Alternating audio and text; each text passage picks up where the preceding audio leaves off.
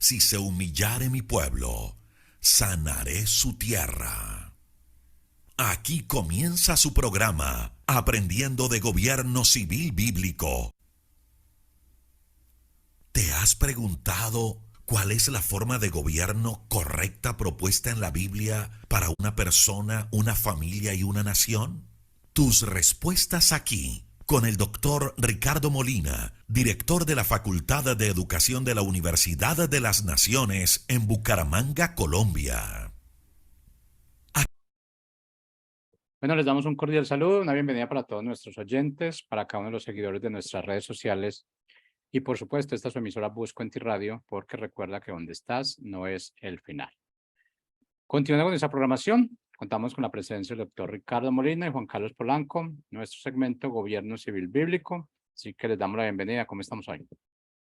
Muy bien, Jorge, gracias por la oportunidad siempre de estar semana tras semana en este programa exclusivo sobre gobierno civil bíblico.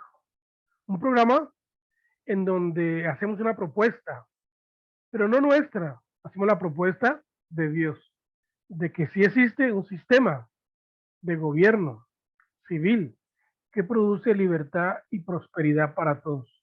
Y esa propuesta pues es la de Dios, una propuesta que está delineada, diseñada en la Biblia. Y eso es lo que tratamos de hacer aquí nosotros en este programa, de poder explicar de diferentes ángulos, de diferentes formas, cómo se puede aplicar el sistema de gobierno bíblico. Bienvenidos todos a los que nos ven en vivo en este momento y los que nos verán en diferido en cualquier parte del mundo y a cualquier hora del día. Así que bienvenido Juan Carlos Polanco, nuestro amigo chileno. ¿Cómo está, Pastor Ricardo? Bendiciones, espero que esté bien. Como día lunes, con todo el ánimo. Eh, Aquí vamos, y usted tiene razón. O sea, lo que vamos a hablar son leyes que ya están prescritas. Nosotros no queremos modificar nada ni agregar nada nuevo. Son leyes que están escritas. ¿Y qué es lo que pasa cuando las aplicamos? ¿Cierto? ¿Y qué es lo que pasa cuando no se aplican? Cuando la iglesia no responde de la manera en la que tiene que responder según la Biblia. Y hoy día vamos a ir a estar viendo eso. Ahí ya más adelante el pastor Ricardo nos va a dar la introducción de lo que vamos a ir hablando, porque yo creo que es un tema importante porque nosotros tenemos dos baluartes, dos estandartes, dos banderas, podríamos decir, siempre cargamos con dos banderas. Una, como hijos de Dios, como cristianos, pero la otra como ciudadanos, ¿cierto? Y las dos están entrelazadas, no podemos separar las dos, no podemos hacer nuestro rol como cristianos sin hacer nuestro rol como ciudadanos, porque la Biblia te exige y te anima a comprometerte en todas las áreas, tanto civiles como espirituales. Entonces es muy importante lo que vamos a estar hablando hoy, Pastor Ricardo. Claro que sí, y fíjate, Juan Carlos, que hay misiones cristianas que ellos han decidido no participar en su filosofía y su práctica en política. Ellos han decidido no participar en nada que tenga que ver con el gobierno de esta tierra. Y yo no entiendo eso, ¿no? Porque pues si no quieren participar del gobierno de esta tierra, pues tienen que irse para el cielo. Pero siguen viviendo aquí, comiendo aquí, trabajando aquí, negociando aquí, viajando en carro aquí y pagando impuestos aquí, lo que sea. Pero dicen que no quieren participar del gobierno de esta tierra. Es algo como incoherente eh, teológicamente, ¿no? Es algo incoherente en la filosofía bíblica. Pero bueno, eso es parte de lo que estaremos hablando, del problema. Pero déjeme antes de meternos en el tema, que el tema nuestro hoy va a ser la iglesia y su ignorancia política. La iglesia y su ignorancia política es el tema nuestro hoy. Y pues llegó nuestra querida codirectora del programa, la señorita Michelle Carreño, bienvenida.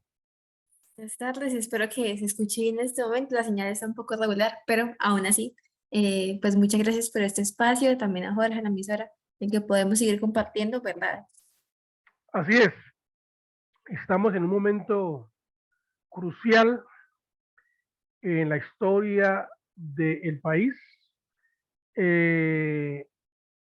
Tenemos un gobierno elegido hace un año y si uno se pone a mirar los logros de este gobierno en este año, las conclusiones son realmente que los logros han sido cero.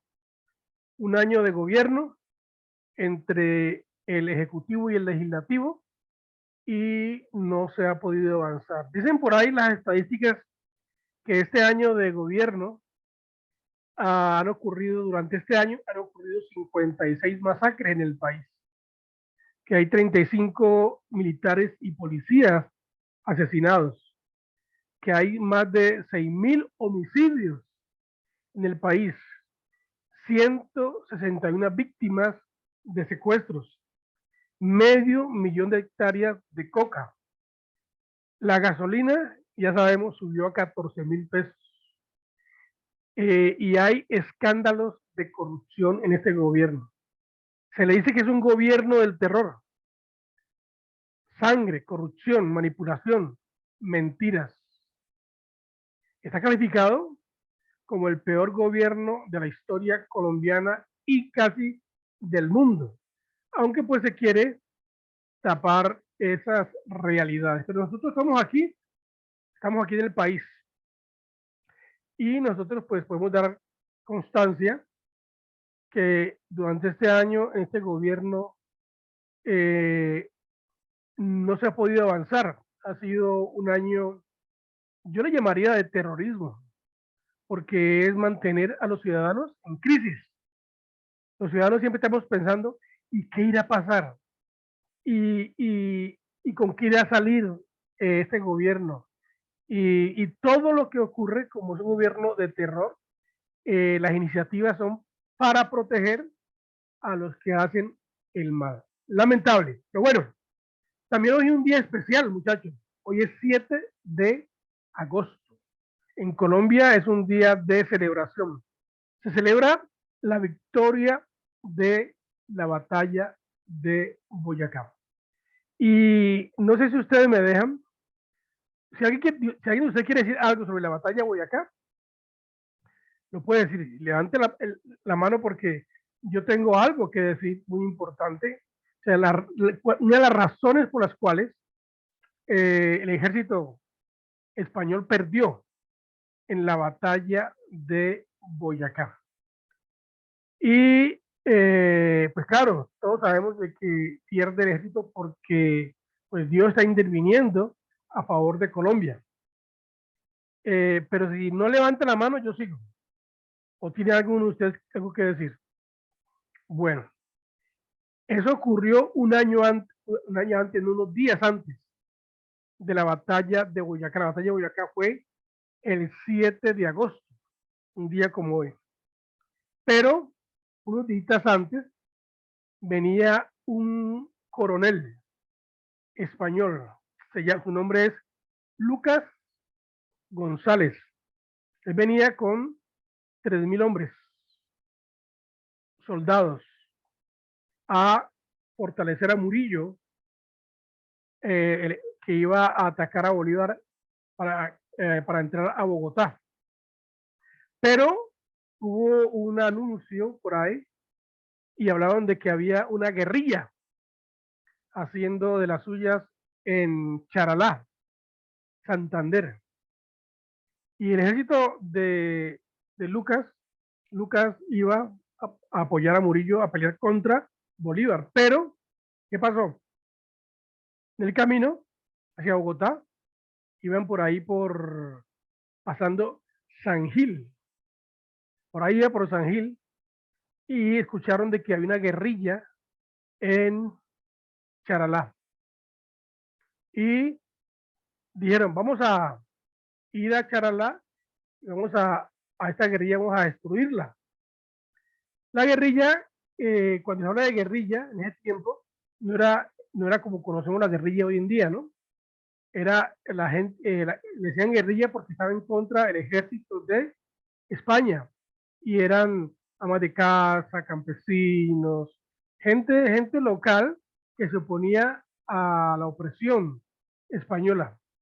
Entonces, este ejército entró a Charalá y en el puente, el puente puente de Pientá. Allí estaban esperando los campesinos con agua caliente, con palas, con machete, con un asadón, una que otra arma por ahí, en fin.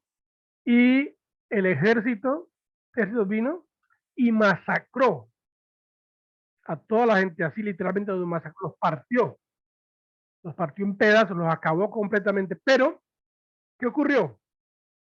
Que como ellos se desviaron de su ruta a Bogotá y se metieron a Charalá a pelear contra la gente que está ahí, eso impidió que este ejército llegara a fortalecer al ejército que iba a pelear contra Bolívar.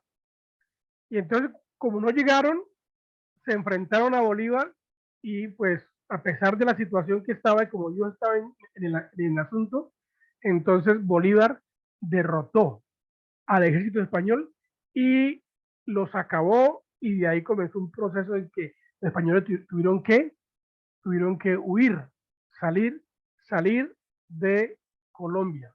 Pero la providencia de Dios, ¿dónde está? Donde este ejército que venía de refuerzo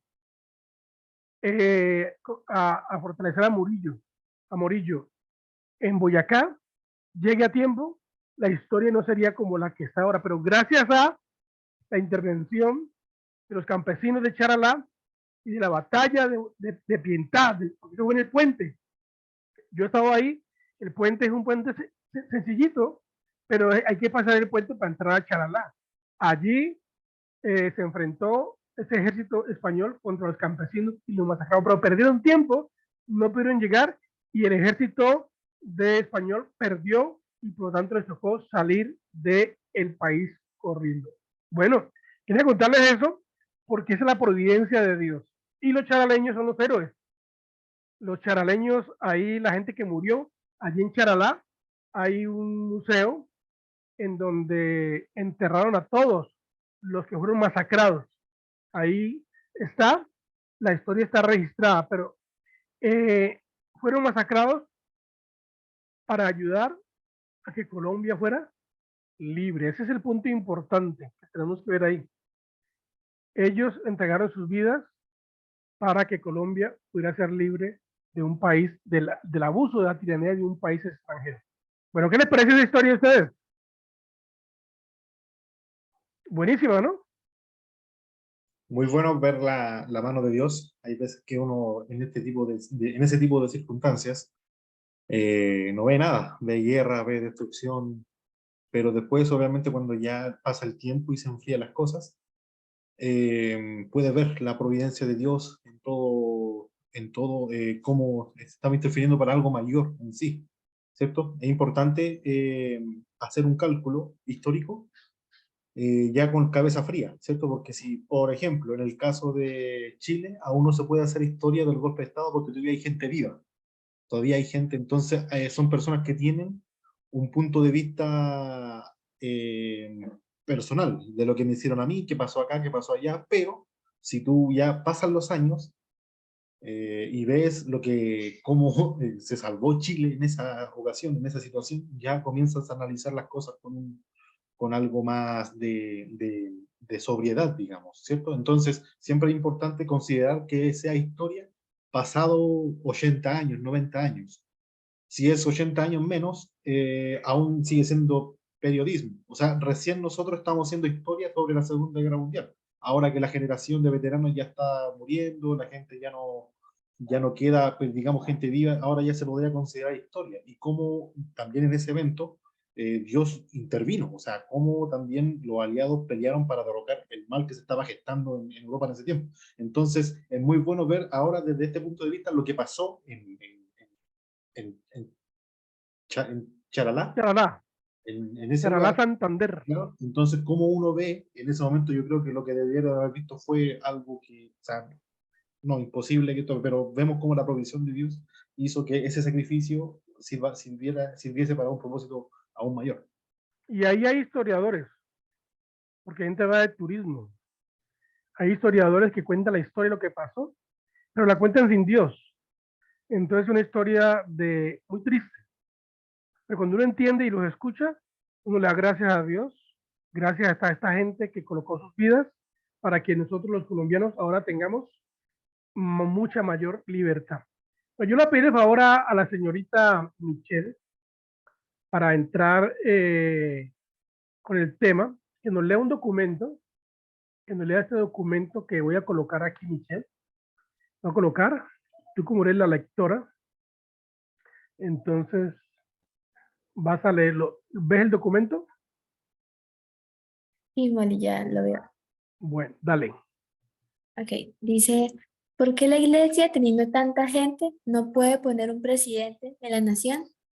Esta es la pregunta que nos hacemos y muchos sacan sus diferentes conclusiones y respuestas. Yo creo que la causa del problema está en la educación que están recibiendo los futuros ciudadanos. La iglesia no educa a sus propios hijos y les enseña los principios de gobierno que producen libertad. No les interesa porque los mismos líderes y pastores no lo saben y parece que ni les interesa.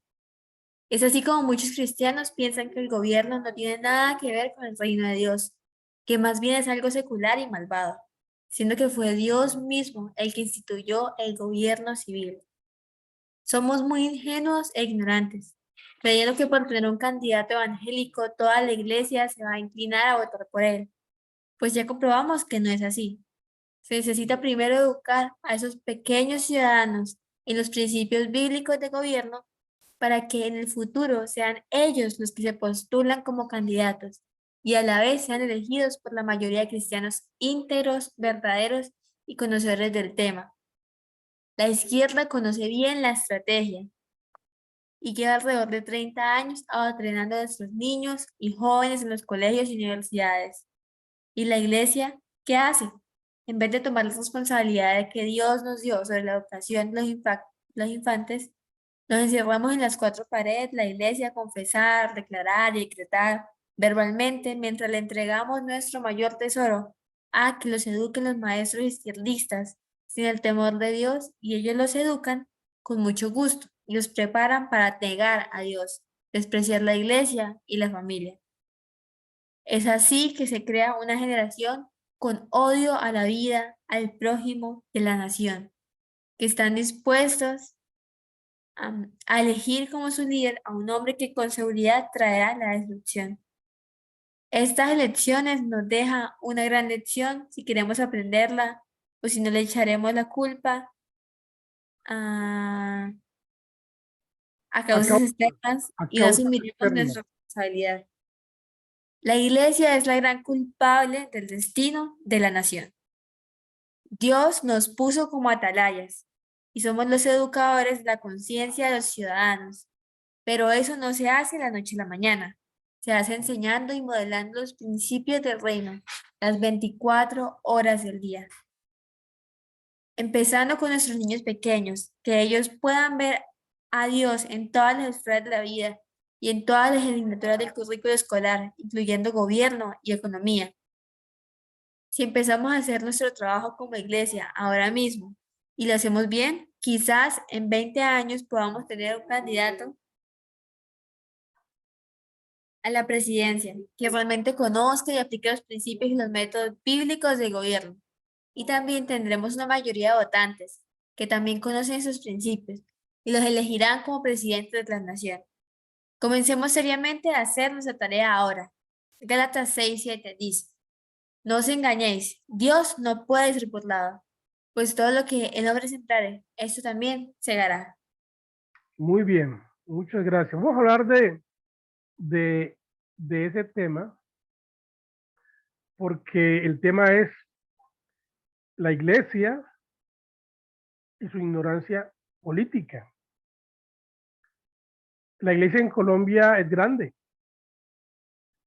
La iglesia protestante, estamos hablando, es grande. Tenemos mega iglesias por todas partes. Si se organiza, saca un presidente en primera vuelta sobrado. Imagínate. Entonces, el tema es, ¿por qué la iglesia no puede poner líderes cristianos? ¿Por qué no lo logra? ¿Por qué es tan complicado llevar gente buena a los puestos de elección popular? ¿Por qué es tan complicado colocar, mire, es complicado colocar un edil? Un edil es un representante de una comuna. Es complicado colocar un concejal.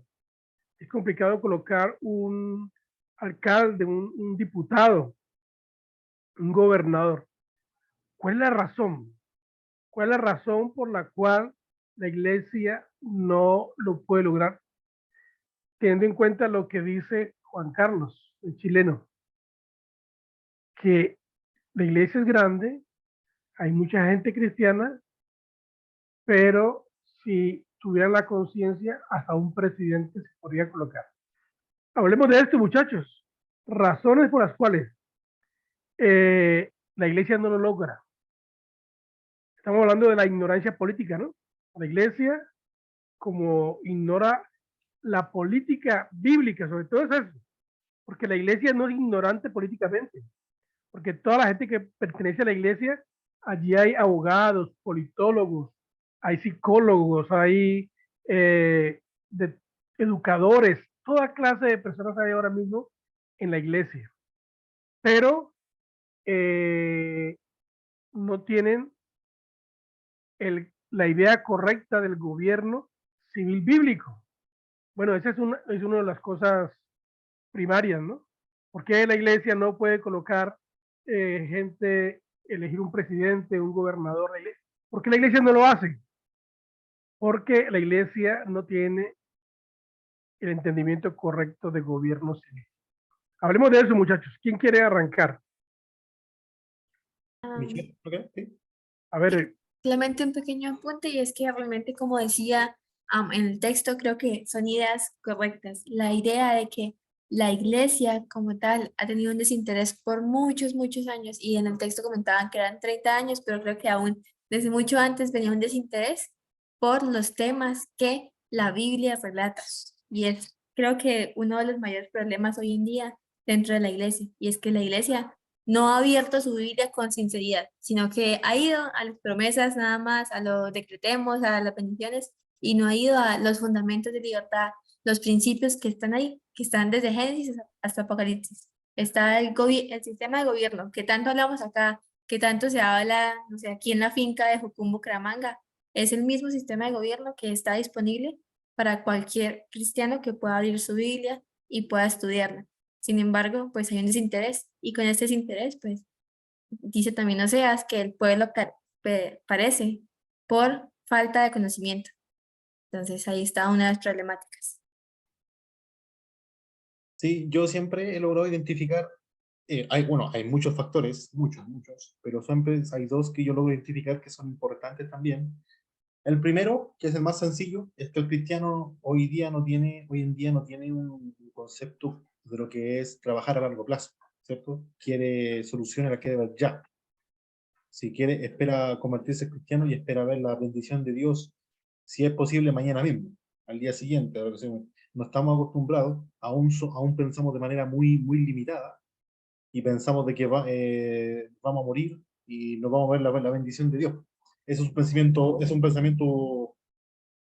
humanista y egoísta, digamos, el pensar de que Dios está para bendecirme a mí en esta vida, ¿cierto? O sea, ese es un pensamiento completamente egoísta, digamos, tomando en cuenta de que la voluntad de Dios, en el caso, por ejemplo, de Abraham, se cumplió 3 generaciones más, la promesa que le hizo Abraham.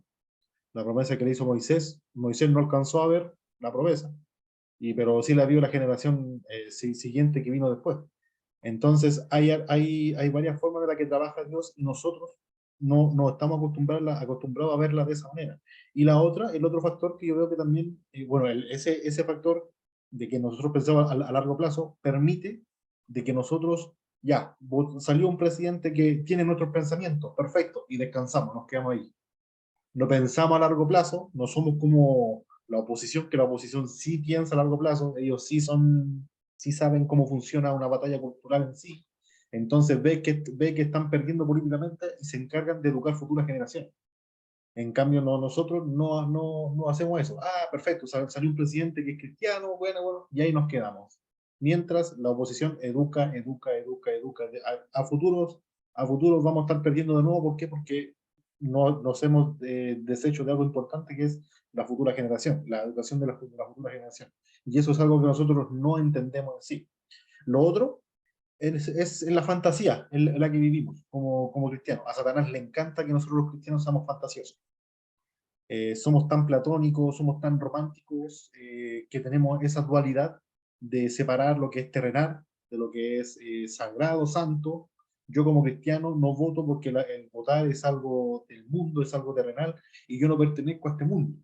Ese es un pensamiento fantasioso, digno de un fanático comunista, digno de un fanático liberal, personas que van a estar con las manos esposadas y van a decir, ah, lo que pasa en este mundo a mí no me afecta porque yo no soy parte de este mundo, y van a estar esposados pasando Pero hambre. Juan, una cosita, perdona que te interrumpa, vas a seguir, pero cuando tú hablas me acuerdo, por ejemplo, la música cristiana.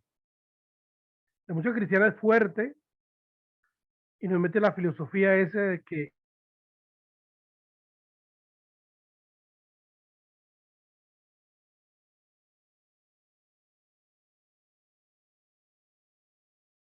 Parece que hay un problema de conexión en la base.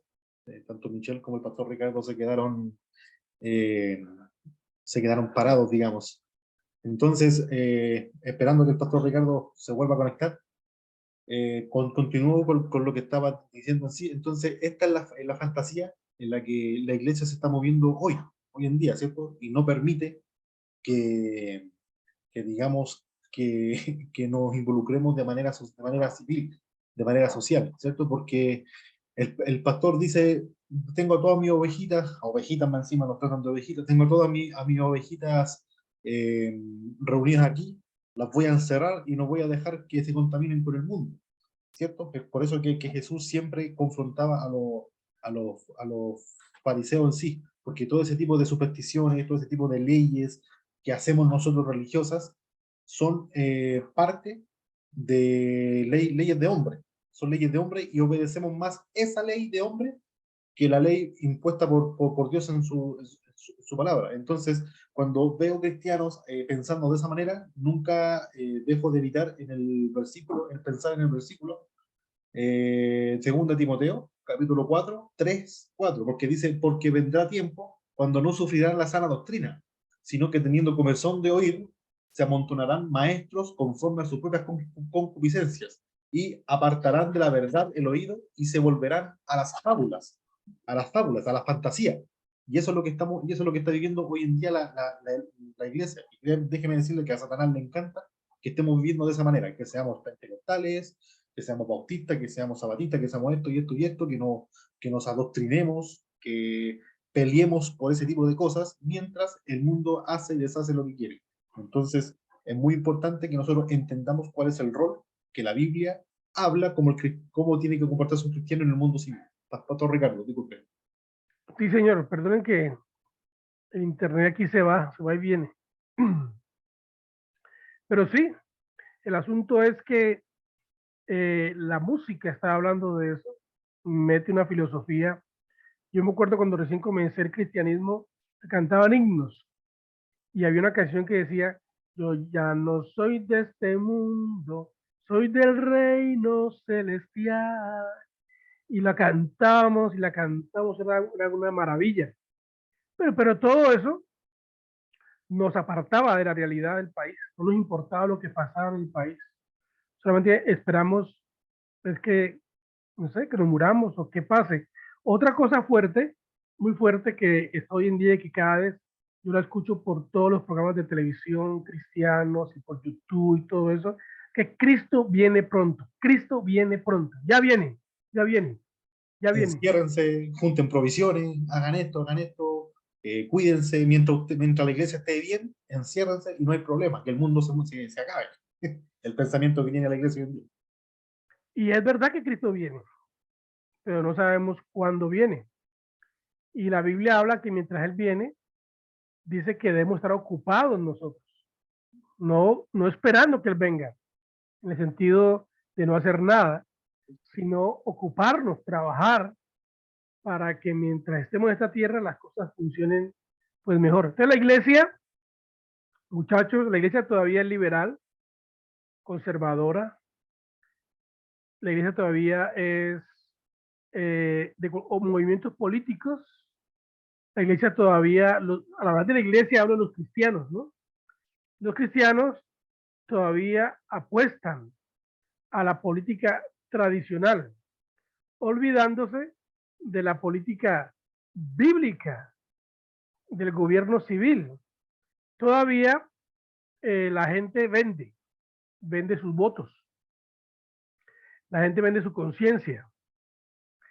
En las iglesias, ahora que hay elecciones, muchas iglesias se preparan porque en estas elecciones vamos a conseguir lo que necesitamos. Necesitamos equipo de sonido, necesitamos un terreno, necesitamos unas tejas, necesitamos un carro, y en estas elecciones lo conseguimos. Entonces la mentalidad es, vamos a apoyar a un político, cualquiera que sea, si nos da esto o nos da aquello.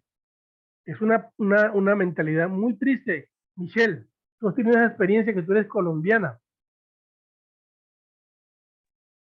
Pues sí, he tenido experiencia como colombiana, pero también como algo que creo que está pasando, al menos dentro de algunas iglesias y por lo cual debemos dar gracias a Dios, es porque pues en medio de todo esto, de tantos años de esas canciones que al final mostraban solamente la filosofía interna, que era la filosofía de aquí ya, si Cristo viene, pues no me importa lo que pasa en el mundo, pero gracias a Dios se están levantando personas como nosotros tres, pero también como muchos otros, que han entendido también que las misiones y el estar aquí en el mundo significa que nosotros podemos trabajar en este mundo, que nosotros somos y estamos capacitados por Dios para poder influir aquí y comprender un concepto que me gusta mucho y que para mí es como muy revelador, que es el Coram Deo, que es vivir delante de la presencia de Dios.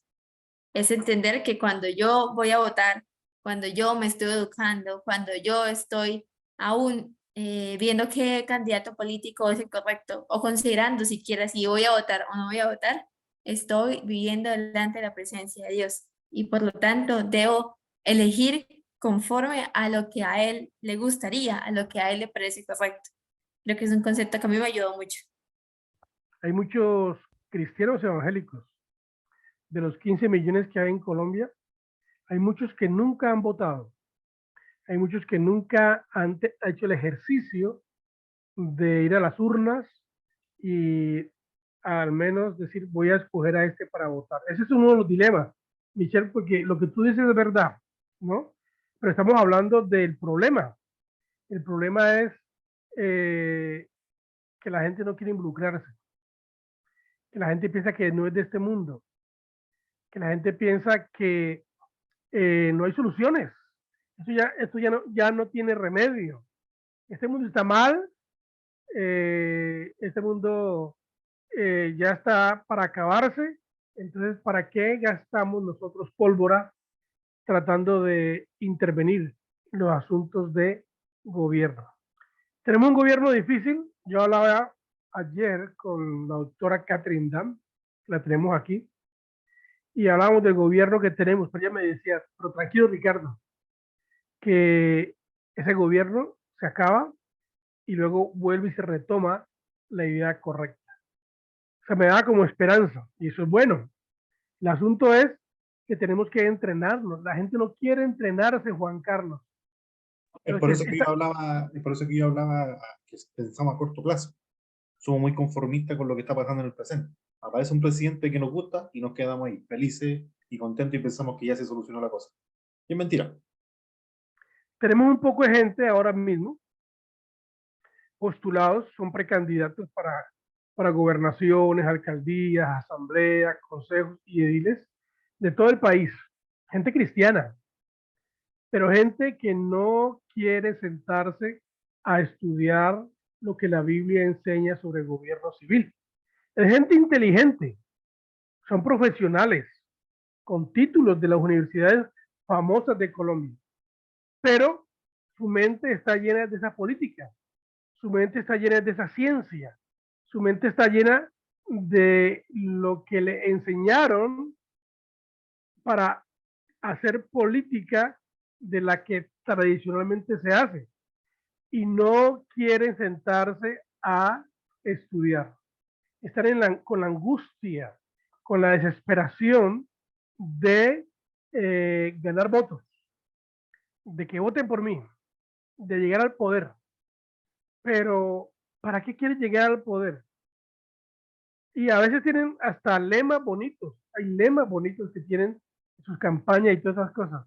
Pero el asunto es que, ¿para qué quieres llegar al poder si no sabes cómo aplicar los principios de Dios dentro del gobierno? Si la Biblia no es la principal fuente de, eh, de ideas, la principal fuente en donde se saca los planes de gobierno en todas las esferas. Si eso no es, ese es un problema. Entonces, la iglesia, todavía estamos en el siglo XXI, y a pesar de que han sucedido cosas buenas, porque es verdad, estamos mejor que antes en conocimiento, tecnología, muchas cosas buenas están pasando, pero eh, si fuéramos más conscientes, Juan Carlos, de que tenemos un rol protagónico en la sociedad civil, en el gobierno, las cosas cambiarían en el país. ¿Qué piensas de eso? Completamente de acuerdo. O sea, obviamente si nosotros entendiéramos de lo que somos capaces de hacer con nuestra responsabilidad como civil, la cosa sería completamente diferente. O sea, habría otro tipo de realidad en este país. Eh, para comenzar, o sea, seríamos un país próspero, una potencia, seríamos gente educada, seríamos un país ejemplo para la nación y pues, para el mundo. Seríamos, hay muchas cosas que me imagino que podríamos ser si de verdad aplicáramos el cristiano se pusiera las pilas con los principios bíblicos, porque somos muy pasionales y somos corruptos. ¿Para qué estamos las cosas? Somos corruptos. La iglesia se corrompe, viene un político y la iglesia no le da miedo o no tambalea en decir cuánto me vas a dar para que mis fieles voten por ti, o qué me vas a dar, qué me vas a hacer para que mis fieles voten por ti. Y ese es, o sea, es algo ya a niveles mafiosos. En el caso de Chile, pastores diciendo yo apoyo a tal político, ya con decir eso, ya tienes 6.000 votos, porque son iglesias grandes, y ellos hacen 2 reuniones, 3 reuniones diarias, en la mañana, tarde y noche, y van 2.000 personas a la mañana, 2.000 personas a la tarde, 2.000 personas a la noche, y son 6.000 votos que ya tienen asegurados. Entonces, que el pastor diga eso, que significa que la iglesia está a un nivel tan dependiente, tan monárquico, digamos, de lo que es como un catolicismo, digamos, camuflado, que lo que diga nuestro líder religioso, hagamos eso, de manera ciega, irresponsable, de manera completamente corrupta, por decirlo de otra forma. Pues sí, porque si uno vota por un corrupto, es porque uno es corrupto, ¿no, Michelle? Y así es también como esto que se hablábamos antes, y es que al final viene con el entendimiento. Entonces, si hay un entendimiento corrupto, y un entendimiento que pues es yo quiero que me pongan el techo en la iglesia, yo quiero que me ayuden con esto para un subsidio para mis hijos. Pues si hay ese entendimiento, y aún sea gracias a Dios, cuando un político llega y nos soborna como iglesia, pues no se va a poder aspirar a gobernantes que no traigan corrupción, que no traigan una doble vida, sino que pues vamos a continuar. Pero la idea es cambiar esas ideas desde adentro. La gente dice, mire, pastor, yo no estoy pensando en mí, mis hijos, consígame un trabajo a mi hijo, un puesto en el gobierno, cualquiera que sea. Si usted hace eso, cuente con los votos de mi familia, cuente que nosotros vamos a apoyarle, pero no, yo estoy pidiendo nada, dicen así, y pareciera honesto, ¿no? Yo no estoy pidiendo nada, estoy pidiendo es para que mi hijo pueda tener aquello, estudio también, algunos dicen, necesito que mi hijo vaya a la universidad, o en fin, y entonces comienzan de una forma camuflada a vender sus principios y pues colocando en riesgo. Cuando uno vota por la persona equivocada, uno coloca en riesgo lo que va a pasar en esa nueva administración. Y el hecho de que diga, no, yo voté, pero ¿yo qué culpa tengo? Mucha culpa, porque un voto es demasiado importante, tu voto es importante. Ahora vienen las elecciones de octubre, ¿por quién se va a votar? La iglesia tiene potencial para colocar gobernantes, hablo de gobernadores de un departamento, tiene el potencial para colocar diputados, alcaldes, concejales. La iglesia tiene potencial. Entonces, ¿por quién la iglesia va a votar? ¿Van a votar por los mismos? Claro, pues en estas condiciones que estamos hoy en día, otra vez tristemente, hay que votar por el menos peor. No debería pasar eso. Si hay cristianos, corriendo, ese cristiano debería ser, no debería entrar en esa frase. Voy a votar por él porque ese es menos malo que los otros. No debería ser así. Debería ser una alternativa superior. Debería ser, voy a votar por esta persona porque es una persona íntegra, honesta, porque una persona que levanta el reino de Dios, una persona que quiere aplicar los principios de libertad en la sociedad. Pero, bueno, ese es el desafío que tenemos nosotros con nuestros oyentes. La iglesia todavía tiene mucha ignorancia política. Los que están corriendo para puestos públicos todavía tienen mucha ignorancia política. Yo he querido reunir a todos los que corren para enseñarles sobre el gobierno civil bíblico. No tienen tiempo. Exactamente. Ya saben. Sí, para los pastores que no escuchan, hay gente quizás que no va a escuchar, que es líder de alguna iglesia, algo. Si tú, esto va para ti, pastor, pastor que estás escuchando esto. Si tú le pediste algo a cambio a un político a cambio de tus votos, de los votos de tu feligreses, déjame decirte que has reemplazado a Dios. Y no puedes servir a dos señores. O le sirves a Dios o le sirves al César. Pero no le puedes servir a dos señores. Estás haciendo exactamente lo que hizo el pueblo de Israel cuando pidió rey. Desechó la idea de Dios. Serio ese statement. Bueno, el tiempo se nos ha ido. El miércoles seguimos hablando del tema porque yo tengo un pasaje bíblico tremendo.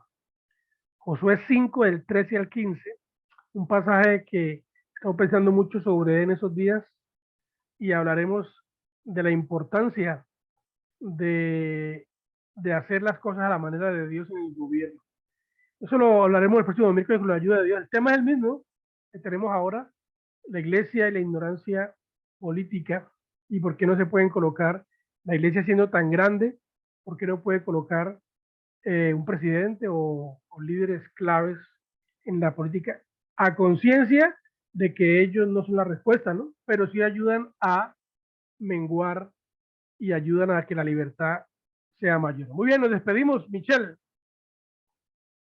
Bueno, entonces continuaremos el tema el miércoles y por ahora, como siempre, nos despedimos. Bendiciones del Altísimo. Bendiciones.